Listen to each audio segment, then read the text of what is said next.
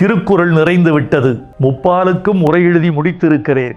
இன்று தலைப்பை அறிவிக்கப் போகிறேன்.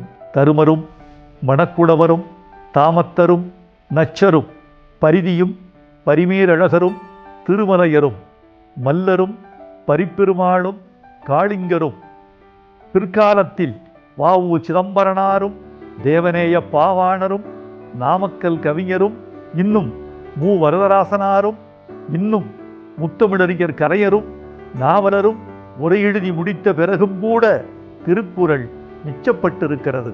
காலந்தோறும் தன்னை புதுப்பித்துக் கொண்டே இருப்பதற்கு திருக்குறளில் பொருள் இருக்கிறது. இன்று அதனுடைய தலைப்பை அறிவிக்க வேண்டுமென்று ஆசைப்படுகிறேன். உலகத் தமிழர்களே, நான் எழுதியிருக்கும் திருக்குறள் உரைக்கு பெயர் வள்ளுவர் மறை வைரமுத்து உரை.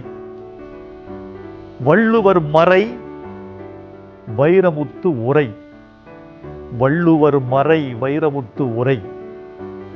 உங்கள் வாழ்த்து பூக்களை தூரத்திலிருந்தே தூவுங்கள். நீங்கள் என் மீது வீசும் ஒவ்வொரு பூவிலும் என் குருதி சிலிர்க்கும், என் உறுதி பெருகும். இன்னும் தமிழுக்கு நிறைய செய்ய வேண்டும் என்ற வேட்கைக்கு வேகம் கிடைக்கும். வாழ்க வள்ளுவர், வளர்க திருக்குறள்.